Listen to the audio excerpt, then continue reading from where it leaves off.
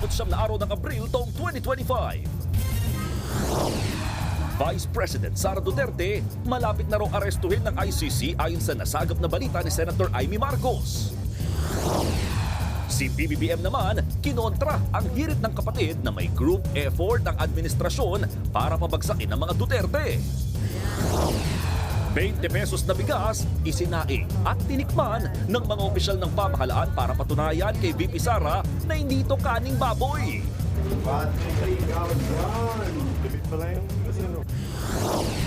Pagpapamedical sa mga motorista kahit hindi pa paso ang lisensya, balak i-require ng LTO. Nominee ng isang party list itinumba sa Sampaloc, Maynila. Pagtakas ng mga sospek, nakuhanan sa CCTV.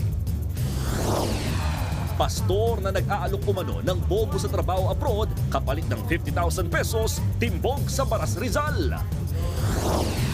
Conclave o ang botohan para sa susunod na Santo Papa, sisimulan sa May 7. Cardinal Tagle, kabilang sa mga mamamahala. Eto na nga, TV host Drew Arellano, nagpa-vasectomy. Regalo niya raw yan kay Mrs. Habang si Daniel Padilla naman, nasa bagong era na raw ngayon.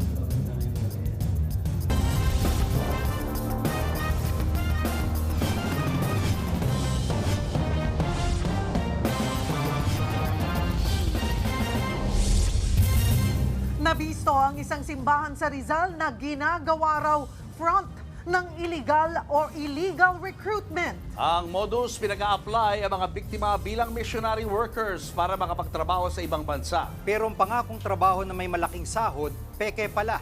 Nasa frontline balitang yan sa Elaine Fulgencio.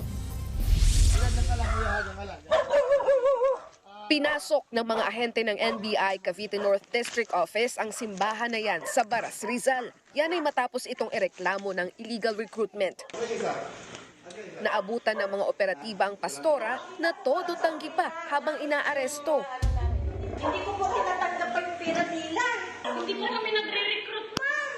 Ayon sa NBI, nakatanggap sila ng impormasyon mula sa Department of Migrant Workers na ginagamit umanong front ang simbahan para illegal na makapag-recruit ng mga gustong magtrabaho abroad. Pinag-a-apply ng bilang isang missionary worker ang mga prospective applicants at pagka sila ay naging missionary worker, di umano ay mabibigyan din sila ng magandang trabaho abroad at makakatanggap ng hindi bababa sa 100,000 pisong pasahod. May mga kumagat daw sa alok at nagbayad ng 50,000 pesos para sa processing fee ng mga dokumento at ID na nagpapatunay na sila ay missionary worker. Pero ang masaklap, ang pangakong trabaho abroad, bogus pala.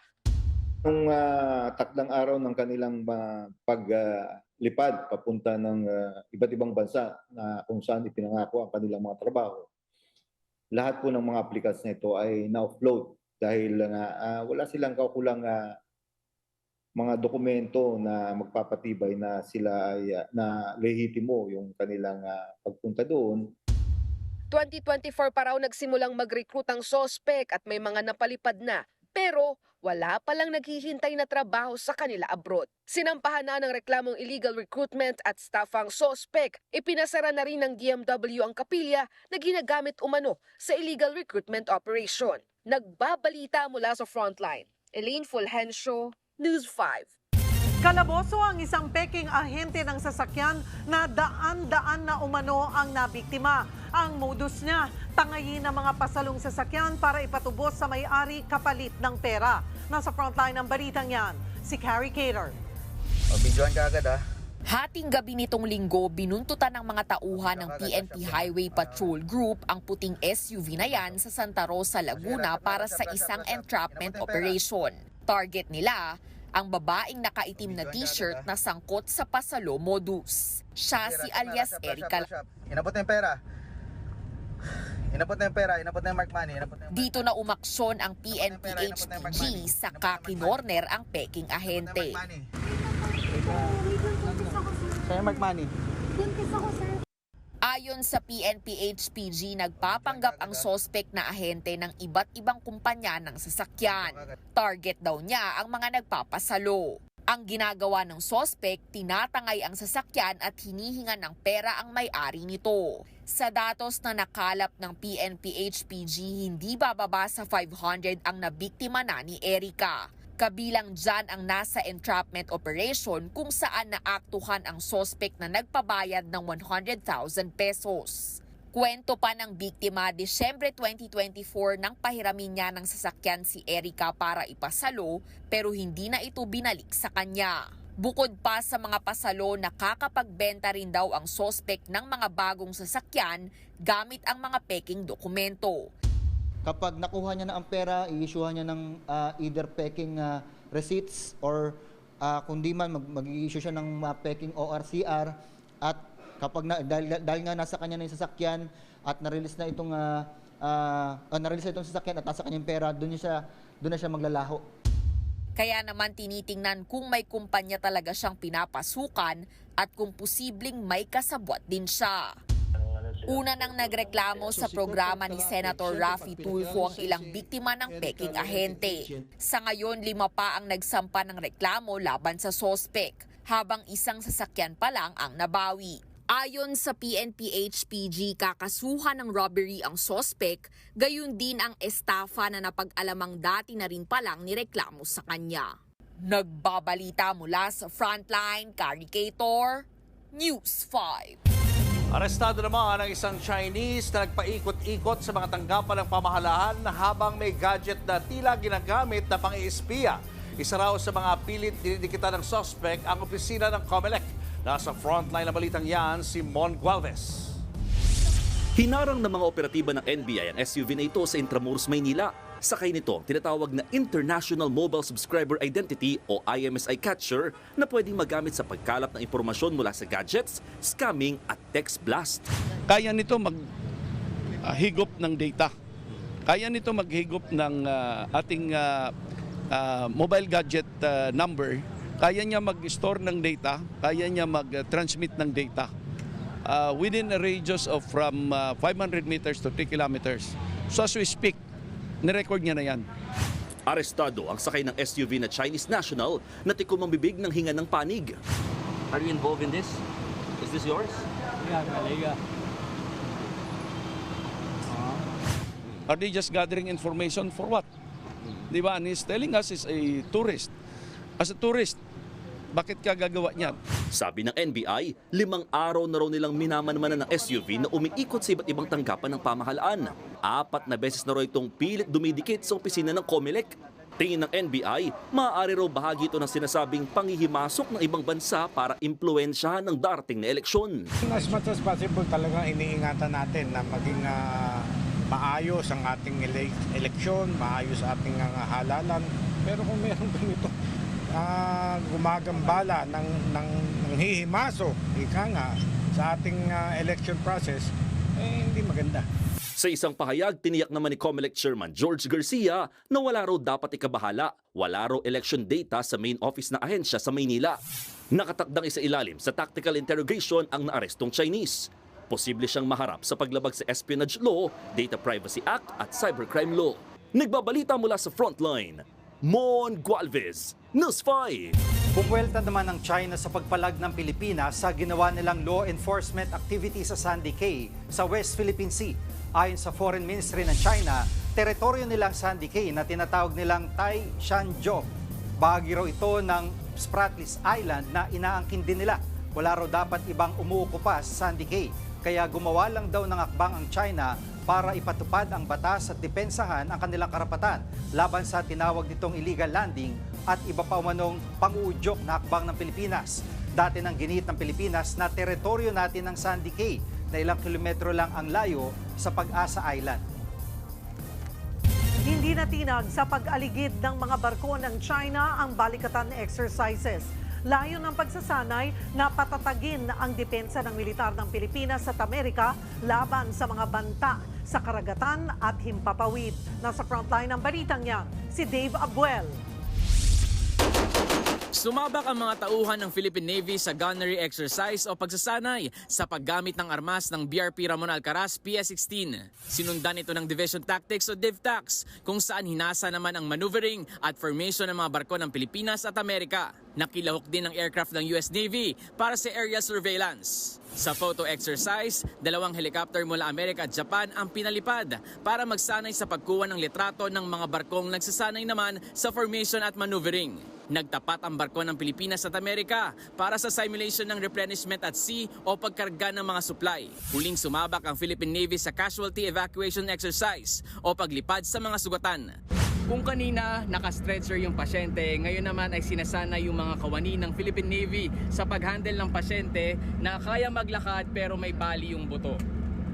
Ayon sa commanding officer, naging matagumpay ang isang linggong aktibidad kahit na may namataang ilang Chinese vessels. Even in the conduct of different serials, BRP Ramon Alcaraz PS-16 together with BRP Apolinario Mabini PS-36 is actively and closely monitoring the movements of the PLA Navy vessels. Sa San Antonio, Zambales naman, lumipad sa baybayin ng mga drone na kunwari ay ipinadala ng kalaban para magmatsyag at umatake. Ilang sandali pa, nagpakawala na ng Stinger missiles at 30mm chain gun rounds ang mga Marine Air Defense Integrated System o MADIS ng US Marines mula sa dalampasigan. Ito ang unang beses na dinala sa Pilipinas ang MADIS para sumabak sa balikatan exercises. Kaya nitong atakihin ng mga drone, helicopter at ilan pang aircraft na mas mababa ang lipad. Nakatuwang ng MADIS sa pagsasanay ang Surface-to-Air Python and DERB o ang Spider system ng Philippine Air Force. Ito ang isa sa mga modernong kagamitan ng Pilipinas na kaya magpabagsak ng aircraft at missile. We need to integrate. That's for the connectivity to have a SIM or common operational picture or air situation picture. Nagbabalita mula sa frontline, Dave Abuel, News 5. Kinasuhan ng qualified human trafficking si dating presidential spokesperson Harry Roque kaugnay ng niraid na Pogo Hub sa Porac, Pampanga. Bukod kay Roque, dawit din si Cassandra Ong, ang authorized representative ng umano'y Pogo Hub na Lucky South 99. Damay rin sa kaso ang 53 pang iniugnay sa Lucky South 99. Wala namang inirekomendang piyansa sa kanila ang Angeles City Regional Trial Court. Pero nakatakdang ilipat ang kaso sa Pasig City RTC. Ayon naman kay Roque, handa niyang harapin ang kasong isinampal laban sa kanya at naniniwala raw siya na lalong nakakatulong ang kanyang application sa asylum sa Netherlands sa kaso laban sa kanya. Lalo anyang tumitibay ang sinasabi niyang biktima lang siya ng hindi makatarungang political persecution. Balak ng LTO na obligahin ulit ang mga motorista na sumailalim sa medical exam kahit hindi pa paso ang kanilang lisensya. Kasunod yan ng mataas na bilang ng mga aksidente nitong nakarang Semana Santa. Nasa frontline balitang yan si Gerard de la Peña. Pumila sa Land Transportation Office ang motorcycle rider na si Michael para mag-renew ng lisensya. Gumasto siya na mahigit 500 piso para sa medical exam. Pero kahit 10 taon na ang validity ng bago niyang lisensya, mukhang mapapagastos pa rin siya. Plano kasi ng LTO na i-require ulit ang mga driver na 2 beses pa rin kumuha ng medical exam sa loob ng 10 taon. Dagdag-abala nga yun pag may ganun. Diba? Kasi nakakuha ka na nga nito, ba't papahirapan ka pa ulit ng ganong ano? Oo, pipila pa. Oo, pipila pa ulit, gagastos ulit, diba? Paliwanag ng LTO, masyado raw kasing matagal ang 10 taon para makita kung medically fit pa rin magmaneho ang motorista. Taong 2021 nang unang i-require ng LTO na kumuha ng medical exam ang mga driver. Pagpatak ng ika-4 at ika-7 taon mula nang makuha ang 10-year license nila. Inalis na ito ni dating LTO Chief J.R. Tugade noong 2023. Pero naungkat ulit na ibalik matapos umabot sa mahigit 500 ang bilang ng mga aksidente sa kalsada nitong nakaraang Holy Week. The law is very clear. May visual check, may auditory check, then general condition check. Diba? But I think the doctors in the group will be more competent to determine ilang beses ba dati talaga i-check up. Kasi lalo na yung mga senior citizens katulad ko na baka kailangan mas often. Ayon kay Mendoza, kahapon nga lang, mahigit 20,000 motorista ang nabigyan ng lisensya. 70% nito may lisensyang 10 taon ng bisa. Ibig sabihin, maraming motorista ang matitingnan lang ulit ng mga doktor sa taong 2035 pa. There should be a frequent medical examination for everybody. It should be mandatory because we're using the road. Sa meeting ng mga LTO accredited medical clinics kanina, suportado ng mga eksperto na ibalik ang dating requirement na medical check-up tuwing ika-4 at ika-7 taon pagkakuha ng lisensya. Pero meron ding mga panukalang gawin ito kada 3 taon at kada 2 taon naman para sa mga senior citizen. Pag-aaralan daw ng LTO kung paano maipapasagot sa PhilHealth ang gastos para dito. Nakatakdang magbigay ng mga rekomendasyon ng LTO sa mga susunod na linggo. Nagbabalita mula sa Frontline, Gerard de la Peña, News 5. Showbiz, eto na nga! Mga kapatid, eto na nga ang mga maiinit na showbiz balita ngayong Martes. Isang congratulations, Bob, ang ibinungad ng TV host na si Iya Delania sa asawa niyang si Drew Arellano pagkatapos ng vasectomy procedure nito. Happy vasectomy. Ipinost din po ni Drew ang isang post-op photo niya sabay bati sa asawang si Iya ng happy late and advanced Happy Mother's Day. 2023 nang unang ibahagi ni Drew ang plano niyang pagpapavasectomy. Sa ngayon, may 5 anak na sina Iya at Drew. Susunod, nominee ng isang party list itinumba ng riding in tandem sa Maynila.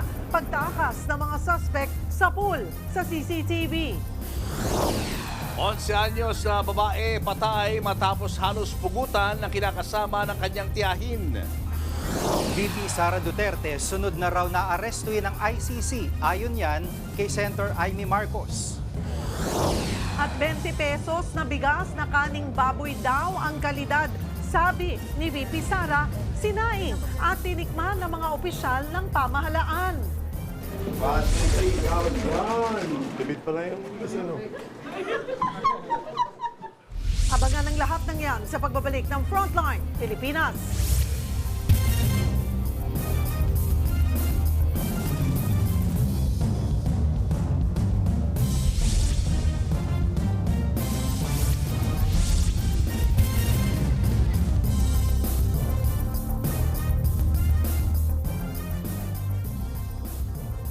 Mga kapatid, Julius Babaw po.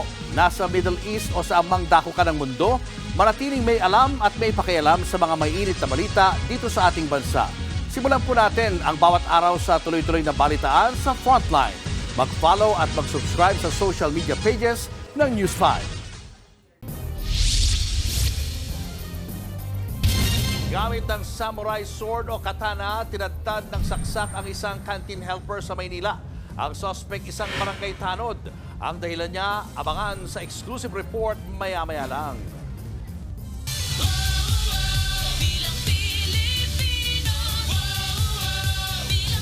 Patay matapos tambangan ng riding in tandem ang nominee ng isang party list sa Sampaloc, Maynila. Sugatan naman ang isang pulis na nakipagbarilan sa mga suspect. Nasa frontline ng balitang yan si Nina Ongpauco. Nagkalat ang dugo at mga basyo ng bala sa covered court na ito sa Barangay 435, Zone 44, Sampaloc, Maynila. Sa lugar na yan, pinagbabaril ang bombero ng Pilipinas Party List, third nominee at dating barangay chairman na si Linensky Bacod. Ayon sa Manila Police District, nakatayo lang si Bacod nang dumating ang riding in tandem. Bumaba ang backride ng motor at saka walang habas na pinagbabaril si Bacod. Rumesponde naman ang isang off-duty na pulis na nasa lugar at nakipagbarilan sa mga salarin. Sa kabila niyan, nakatakas pa rin ang mga salarin. Sa kuha ng CCTV, nakita pa ang mga sospek na sakay ng motorsiklo. Ang rider, nagpalit pa ng damit pang itaas. Isinugod naman sa ospital si Bacod pero namatay rin dahil sa tama ng bala sa iba't ibang bahagi ng katawan. Nasugatan naman sa binti ang responding pulis at kasalukuyan nagpapagaling sa ospital.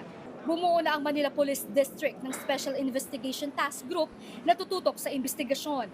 Nagkaroon tayo agad ng dragnet at pinacheck natin lahat ng mga hospital kung merong mga dinala doon na may gunshot wound.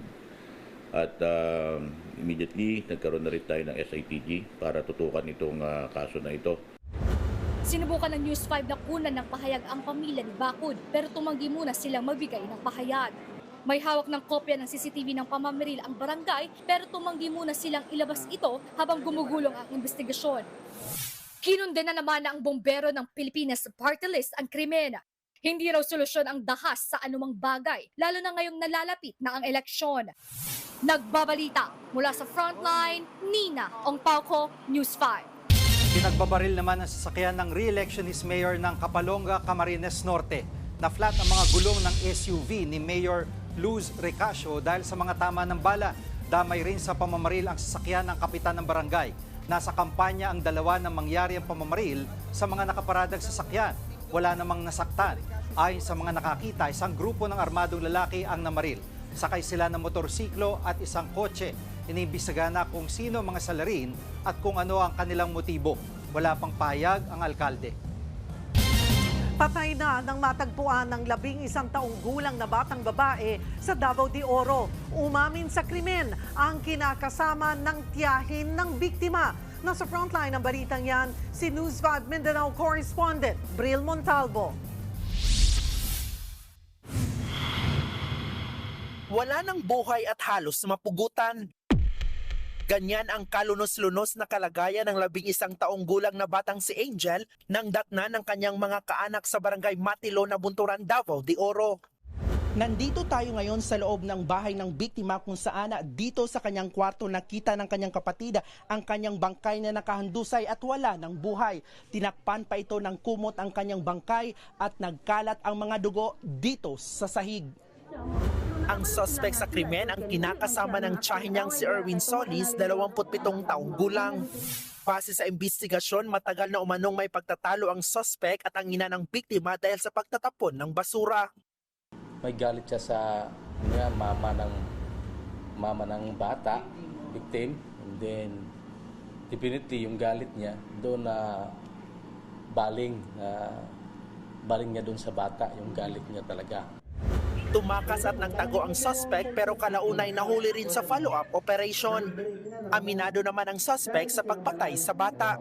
Pero paglilinaw niya, hindi ko magagawa ang panggagahasa. Hindi ako nagplano na gahasain siya. Pinatay ko lang siya pero hindi ko ginahasa. Hustisya ang hiling ng mga kaanak ng biktima. Marami pa raw pangarap ang bata at kakagraduate lang sa elementarya. Dili jud namo siya mapasaylo, sir. Sayang gibuhat mapasaylo ko mahimo gani, sir. Nasa mga anak dire duha. Amo nagibating apel yang mga anak gikasilangan akong gusto na akong golgolon pud yang liyaw sa iyang anak pero sila po na ako mahimo kay pag-umang ko nanak siya sa akong igsoon. Hinihintay pa ang resulta ng medico legal para malaman kung ginahasa ang biktima bago pinaslang. Nagbabalita mula sa Frontline, Bril Montalvo, News 5, Mindanao.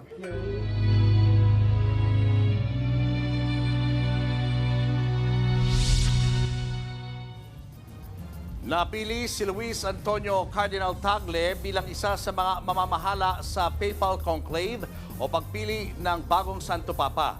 Napagdesisyonan ng mga kardinal na simulan na ang botohan sa Mayo 7. Live mula sa Vatican, nasa frontline ng balitang iyan si Jovi Francisco. Jovi, nabanggit ba ang specific na magiging role ni Cardinal Tagle? So, specifically, magiging role ni Cardinal Tagle ay tungkol dun sa pondo at gagastusin habang sila ay nagsasagawa ng conclave. So yun ang magiging kanyang role sa pag-assist nga tungkol sa mga bagay na yan sa Camerlengo. At sa ngayon, marami pang mga posibilidad na ma-assign ng ilang kardinal sa ibang mga gampanin, Julius, dahil ngayon ay ongoing pa rin yung kanila pong kongregasyon dito sa Pope Paul VI Hall at tuloy-tuloy yung pre-conclave meeting na iyan. Bibilang lang ng 2 araw matapos ang pagluluksaon 9 days of mourning para kay Pope Francis, sisimulan na ang conclave o botohan ng susunod na Santo Papa. Eksklusibo nating nakuna ng pagtatapos ng 3 oras na pulong ng mga kardinal. May 7, 2025 ang napili nilang petsa para simulan ng conclave. Ayon sa Vatican sources, organizational and housekeeping matters ang naging paksa sa pulong. Ilang cardinals ang nabigyan ng assignment sa conclave. Isa na riyan ang Pinoy na si Luis Antonio Cardinal Tagle na magiging isa sa 3 assistants ng Camerlengo.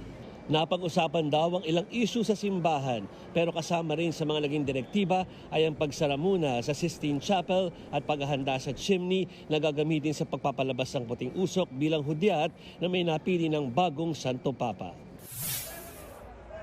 Mayroong 252 cardinals ang simbahang Katolika pero 135 lamang sa kanila ang pwedeng bumoto alinsunod sa age requirement. 80% sa mga kardinal ay appointed ni Pope Francis. Sa conclave sa May 7, dadalo ang mga kardinal sa isang misa, ang Mass Pro Eligendo. Tapos ay papasok na sila sa Sistine Chapel. Manunumpa ang mga kardinal para ipakita ang commitment nila sa proseso. May vow of secrecy rin sila. Pagkatapos ay confined o hindi sila makakalabas sa Basilica. 4 na rounds ng boto ang gagawin nila araw-araw hanggang may kandidato na makakakuha ng 2/3 votes. Narito tayo ngayon sa St. Peter's Square kung saan starting May 7 ay mag-aantabay ang mga Katoliko at ang media syempre kung magkakaroon na nga tayo ng bagong Santo Papa. At ang magiging lugar kung saan tayo tututok ng atensyon ay dyan sa chimney na iyan kung saan lalabas ang itim na usok kung wala pa tayong bagong Santo Papa at puti naman kung meron ng halal ang College of Cardinal o yung mga boboto ng mga kardinal para sa bagong Santo Papa. At kapag meron na silang napili, doon naman una dito sa balkon sa tapat po ng St. Peter's Basilica, unang magpapakita at ipapakilala ang bagong Santo Papa. Ang ilang Katoliko umaasang hindi nalalayo kay Yumaong Pope Francis ang susunod na Santo Papa.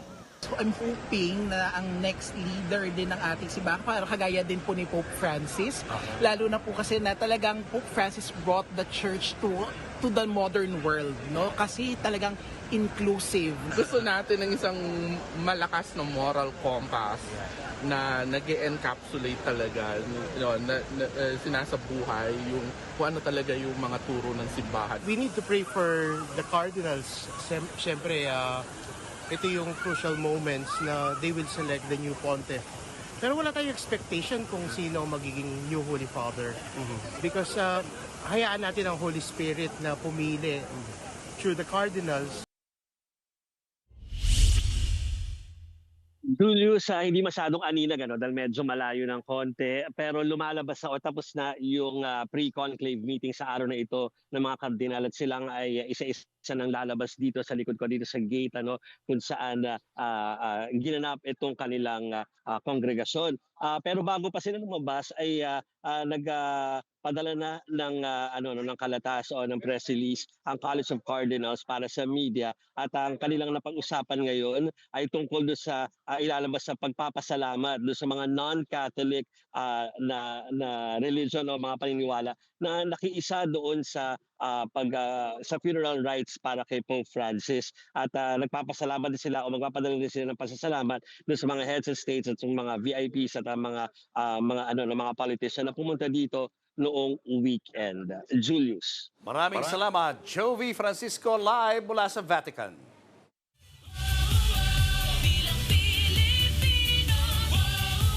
Sunod na umanong paaresto ng International Criminal Court o ICC si Vice President Sara Duterte. Base yan sa impormasyong nakuha umano ni Senator Amy Marcos. Nasa frontline balitang yan si Mean Los Baños. May impormasyong nakuha si Senadora Amy Marcos na posibleng ipaaresto na rin daw ng International Criminal Court o ICC si Vice President Sara Duterte. There are also allegations that several weeks ago, a draft was mooted involving a warrant of arrest of 5 police officers, including Senator Ronald Bato de la Rosa. Of late, there has been a rumor, once again, that the Vice President will in fact be issued by the ICC a warrant immediately. Tumanggi ang senadora na pangalanan ang kanyang source. Nitong linggo, sinabi ni VP Sara na nakarating na rin sa kanya ang bali-balitang ipaaaresto siya. Oo, na ako sa listahan, daghan kaayo mi nga naa sa listahan sa ICC. Kung Kung ipaaresto man daw si VP Sara, tiniyak ni Senator Amy na haharangin niya ito. Muli niyang iginiit na walang jurisdiksyon ng ICC sa Pilipinas. Samantala, ibinunyag din ng senadora ang umano'y master plan ng gobyerno para pabagsakin ang mga Duterte. Yan daw ang lumabas sa pagdinig ng Senado kaugnay sa pag-aresto sa dating Pangulo. Ang lahat daw ng ito nakasaad sa dokumentong pinamagatang Mid-Election Final Campaign Sprint Action Plan ng kaalyado ng administrasyon na lakas CMD. Ang pag-aresto at pagsuko kay dating Pangulong Rodrigo Duterte sa ICC ay klarong may motibong politikal. Maliwanag ang pag-aresto kay dating Pangulo ay bahagi ng malawakang pagsisikap ng gobyerno na pabagsakin ang mga Duterte bago mag-2028 election pa. Nilinaw naman ni Senator Amy Marcos na hindi pa pinal na committee report ang inilabas niyang findings. Gayunman, kasama na rin dito ang kanyang rekomendasyon na paimbestigahan sa ombudsman ng ilang opisyal ng gobyerno na may partisipasyon sa pagpapaaresto kay dating Pangulong Duterte. Hindi pa rin daw tapos ang pagdinig ng kanyang komite. Hindi naman ikinagulat ng Malacanang ang mga pahayag ni Senator Amy. Hindi na po siguro kataka-taka kung ganyan po ang kanyang magiging panuran, kanyang opinyon. Bago pa naman po siguro nag-hearing ay makikita na po natin kung saan ba ang gawi ni Senator Amy Marcos. Of course, ang palasyo dinideny kung ano man ang kanyang opinyon. Si Pangulong Bongbong Marcos maikli ang sagot sa pahayag ng kanyang ate. Everyone's entitled to their opinion. I disagree. Nagbabalita mula sa Frontline, Mean Los Baños, News 5. Mabibili na ang 20 pesos kada kilong bigas sa ilang pamilihan simula sa Mayo. Para mawala ang duda sa kalidad ng murang bigas, isinaing at tinikman ito ng mga opisyal ng Department of Agriculture. Nasa Frontline ang balitang yan, si Carrie Cator.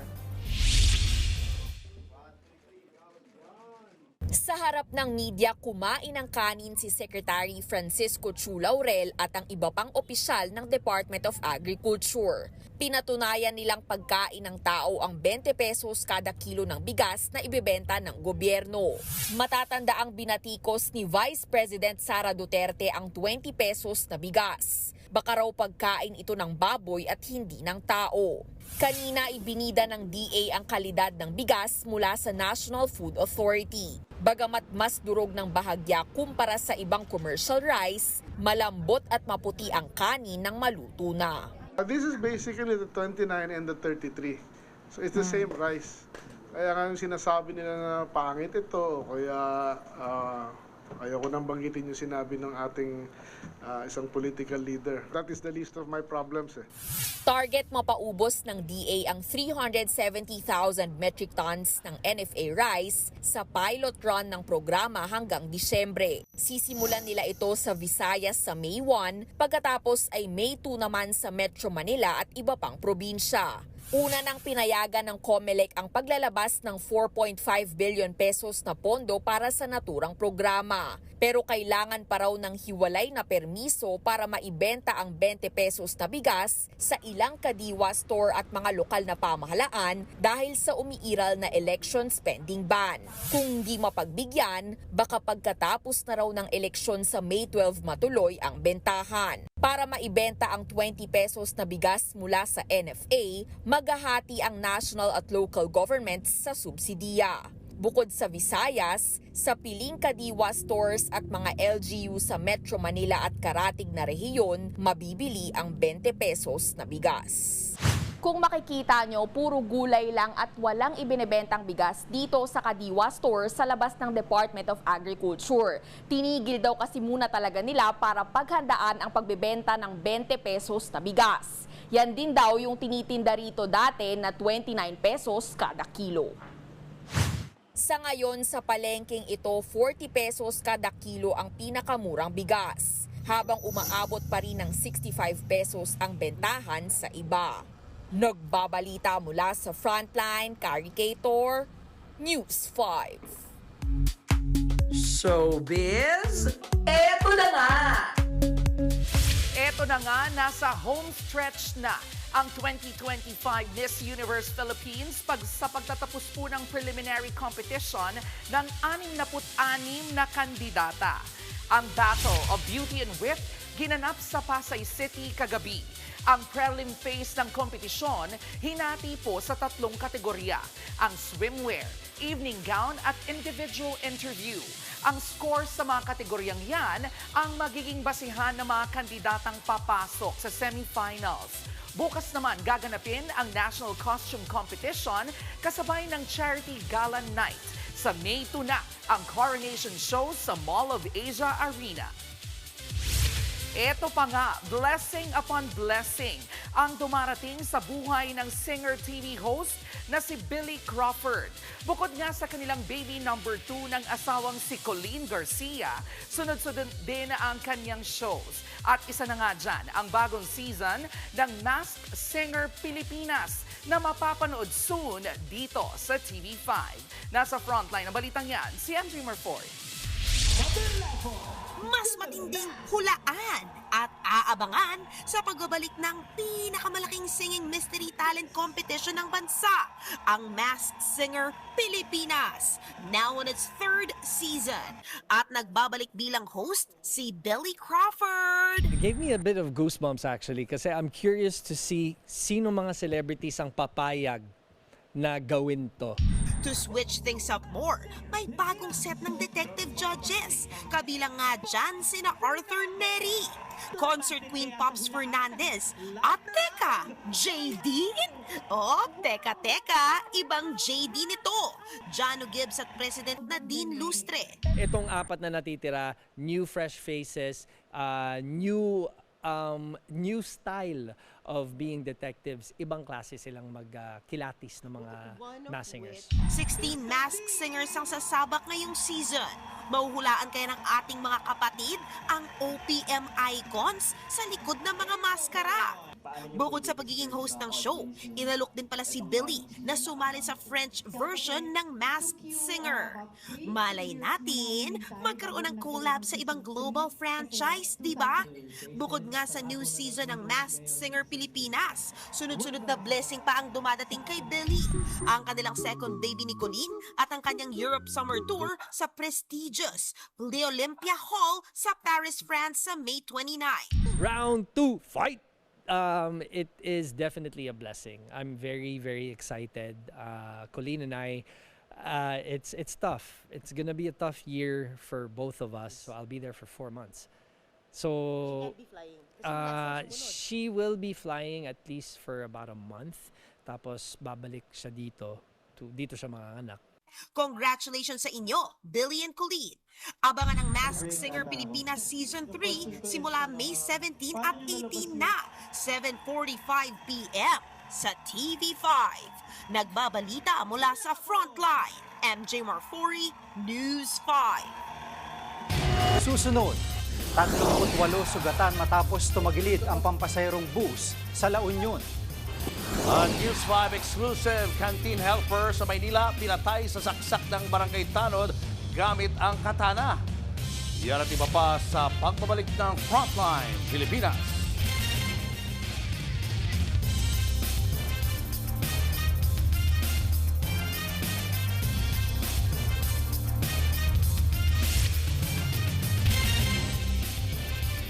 Mga kapatid, Julius Babaw po, nasa Middle East o saan mang dako ka ng mundo, manatiling may alam at may pakialam sa mga mainit na balita dito sa ating bansa. Simulan po natin ang bawat araw sa tuloy-tuloy na balitaan sa Frontline. Mag-follow at mag-subscribe sa social media pages ng News 5. Tumagilid ang isang pampasayrong bus sa Burgos, La Union. Sugatan ng 38 sakay nito. Base sa investigasyon, nawala ng preno ang bus na galing Baguio. Bumangga ito sa isang pader at tumama sa poste. Ayon sa mga otoridad, accident-prone daw talaga ang lugar. Iniimbestigahan na ang aksidente. Sa ibang balita, pinatawan ng preventive suspension ng Office of the Ombudsman si Cebu Governor Gwen Garcia. Tatagal ng 6 na buwan ang suspensyon habang iniimbestigahan ang gobernadora sa reklamong grave abuse of authority, gross misconduct, serious dishonesty at iba pa. Nagugat ito sa umano'y pagbibigay ni Garcia ng special permit sa isang construction company nang walang legal na basihan. Nirerespeto naman ni Garcia ang proseso pero hindi raw siya kumbinsido sa basihan ng suspensyon. Depensa ng gobernadora, inisyu niya ang special permit para solusyonan ang water shortage sa kanyang nasasakupan. Sumailalim din daw ito sa konsultasyon. Gumagawa na raw ng hakbang ang kanyang legal team para questionin ang suspension.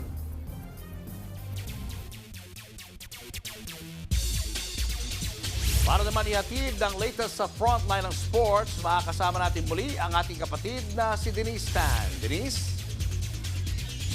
Sumabak sa Stage 6 ng Tour of Luzon ng ilan sa mga pinakamahuhusay na siklista sa loob at labas ng bansa.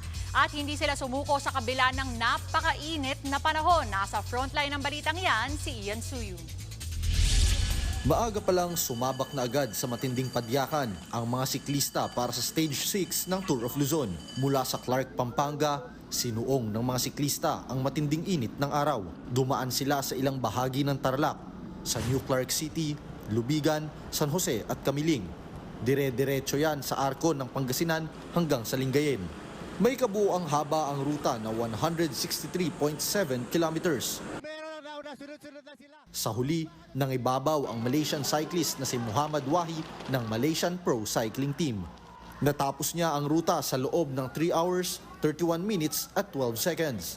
Sinundan naman siya ni na Team Captain Mervin Corpuz ng MPT Drive Hub at Wrench Bondok ng 7-Eleven Road Bike Philippines. Ayon kay Wahi, naging mabigat na hamon sa kanya ang klima sa Pilipinas. Temperature in Philippines very hot. Is because in Malaysia we have rain and this Philippines no rain. Sa kabila ng mahirap at mainit na ruta kanina, panibagong hamon na naman ang nag-aabang bukas para sa ating mga siklista para sa time trial na gaganapin muli dito sa Pangasinan. Nagbabalita mula sa Frontline, Ian Suyu, News 5. Susunod sa Pulsa CCTV, buntis na pusa binalibag sa palengke sa Bulacan. Barangay Tanod sa Maynila, pinagsasaksak ang isang lalaki gamit ang katana nang dahil daw sa selos. At Daniel Padilla nasa bagong era na raw ng pagiging happy and at peace. Tutok lang mga kapatid, magbabalik pa ang Frontline Pilipinas.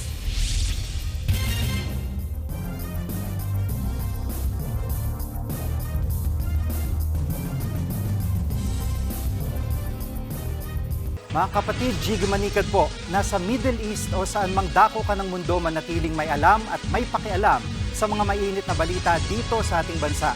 Simulan natin ang bawat araw sa tuloy-tuloy na balitaan sa Frontline. Mag-follow at mag-subscribe sa social media pages ng News 5.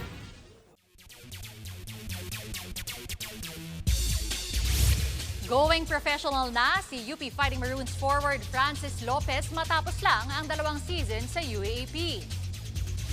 Hindi natatapusin ni Lopez ang 3 niyang natitirang season sa Maroons. Lilipat siya sa Fighting Eagles Nagoya sa Japan B-League. Nagpasalamat naman si Lopez sa buong UP community. Malaki ang iniambag ni Lopez para sa Season 87 title ng Maroons. Nagwagi din siya ng Rookie of the Year award noong 2023. Kasama na rin siya sa listahan ng UP players na naglalaro bilang Asian import gaya ng dati niyang teammates na sila Carl Tamayo at JD Kagulangan. At yan muna ang latest sa Frontline ng Sports this Tuesday. Ako po si Denise Tan. Susunod, News 5 exclusive, canteen helper sinaksak ng selosong tanod gamit ang katana. At alamin ang lagay ng puso ni Daniel Padilla. Marami pa kayong mga balitang dapat malaman sa pagbabalik ng Frontline Pilipinas.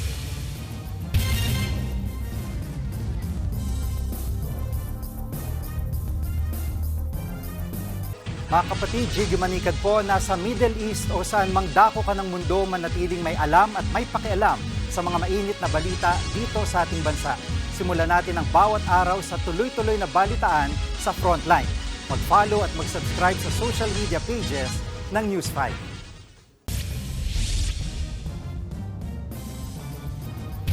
Pasintabi po sa aming ibabalita, karumal-dumal ang sinapit ng isang trans woman sa kamay ng isang Chinese national sa Thailand. Base sa report, binayaran ng suspect ang biktima para makipagtalik sa kanya. Pero pagdating sa hotel, nagbago ang isip ng biktima. Ikinagalit ito ng suspect kaya pinatay niya sa sakal ang biktima. Gamit ang gunting, hiniwa pa ng suspect ang katawan ng biktima at kinuha ang kanyang puso. Tinanggal din ang breast implants ng biktima. Tumakas ang suspect matapos ang krimen pero nahuli rin kalaunan. Inamin ng suspect ang pagpatay sa biktima.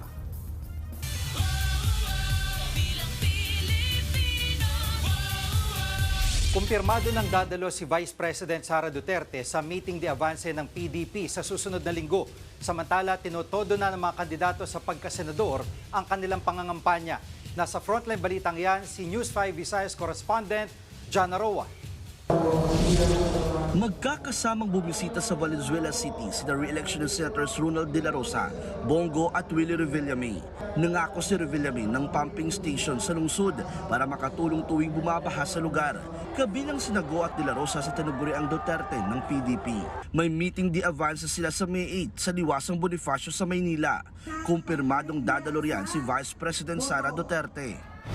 Wala pa akong schedule sa kanila except yung meeting de avance sa Manila.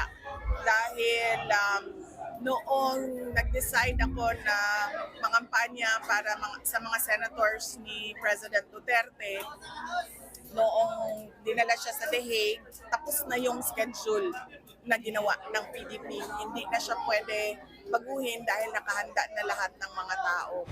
Inindurso naman ng ilang lokal na opisyal ng Cagayan de Oro si Abby Binay na pag-usapan ang mga isusulong ni Binay sa Senado, gaya ng libreng maintenance medicine sa senior citizens, kalidad ng edukasyon at pag-alis ng tax sa overtime at bonus ng mga manggagawa. Konsultang bayan naman sa Tagbilaran, Bohol ang pinuntahan ni Ping Lacson. Dito niya pinakinggan ang mga hinaing at problema ng lokal na pamahalaan, kabilang na ang transportation system sa probinsya. Okay naman kay Lacson ang pagbebenta ng 20 pesos kada kilo ng bigas, pero kailangan daw ng pangmatagalang solusyon. Ipinangako naman ni Manny Pacquiao sa Mati City, Davao Oriental ang libreng pabahay, reforma kontra korupsyon at paglikha ng mga trabaho. 17 alkalde naman sa Laguna ang nag-endorso kay Kiko Pangilinan. Titiyakin daw ni Pangilinan na lalong palalakasin ang agrikultura sa probinsya. Dumalo naman sa isang grand rally sa Olongapo City si Gringo Hunasan. Dito rin niya muling binuhay ang ikinasang signature campaign para pabalikin ng bansa si dating Pangulong Rodrigo Duterte. Ipinangako naman ni Ariel Quirobin sa mga taga Cotabato City na susolusyonan ang ugat ng karahasan at titiyakin ang kapayapaan sa Mindanao. Nagbabalita mula sa Frontline, Jana Roa, News 5 Visayas. Showbiz, eto na nga! Eto na nga in his new era of being happy and at peace. Ganyan nga po inilarawan ng incognito star na si Daniel Padilla ang kanyang buhay at age 30. Sinabi niya ng aktor sa panayam sa kanya ng Esquire Philippines. Sinabi pa ni Daniel, wala siyang na-miss out na masayang bahagi ng kanyang childhood kahit pa 16 years na rin siyang nasa showbiz. Refreshing para kay Daniel ang malalim na character niya sa action seryeng Incognito dahil para sa kanya mas malapit ito sa kanyang personality sa totoong buhay. Bukod nga po sa acting, ini-enjoy din ni Daniel ang pagiging entrepreneur. And now that he is 30, kinoconsider na rin daw niya ang pagdating ng panahon to eventually settle into a quiet life. At yan nga po ang ating mga showbiz update ngayong Martes. See you tomorrow mga kapatid. Ako po si Jervy Rice. Susunod, canteen helper sa Ermita, Maynila. Pinatay sa saksak gamit ang katana. Tuloy-tuloy pa makabuluhang balitaan sa pagbabalik ng Frontline Pilipinas.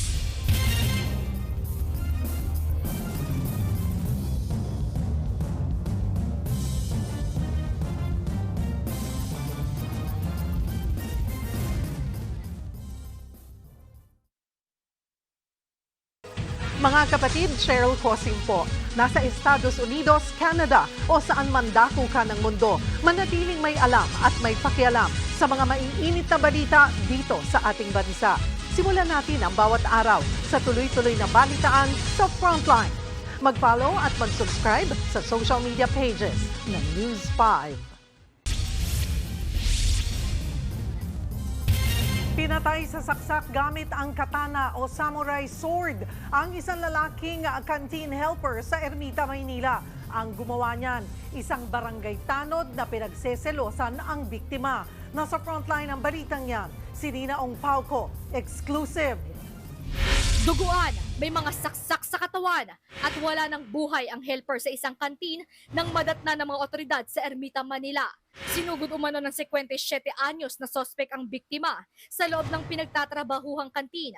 Bumunot ng katana o samurai sword ang sospek at paulit-ulit na inundayan ng biktima sa iba't ibang bahagi ng katawan. Galit na galit ito at tinaga niya gamit yung samurai na bitbit niya. At yung isang kitchen knife din, sinaksak na rin itong ating biktima na naging dahilan ng kagyat na kamatayan. Matapos ang krimen, sumuko sa barangay ang sospek na isa rin palang tanod. Nakumpiska mula sa kanya ang espada at kutsilyo na ginamit sa krimen. Inamin ng sospek ang pagpatay. Nagawa raw niya ito dahil sa selos. Hinala raw niya ay may relasyon ang biktima at ang kanyang kinakasama. Masakit po talaga sa akin. Kasi no right po ako. Lahat na pinaghirapan ko, binuhos ko po sa kanya. Alam ng mga taong bayan po dyan dahil kahit ako ganito, sa sobrang sipag ko, mabait ako, kilala ako ng taong bayan po dyan. Ginawa lang ako panakit butas po. Sobrang sakit. Pinagpalit ko naman dalawang anak ko. Sa totoo lang. Maharap ang sospek sa reklamong murder. Nagbabalita mula sa Frontline, Nina Ong Pauco, News 5. At yan ang mga balita at impormasyong dapat nyo malaman sa araw na ito. Mga balita para sa may alam at may pakialam. Kami ang inyong mga kasangga sa Frontline, Pilipinas.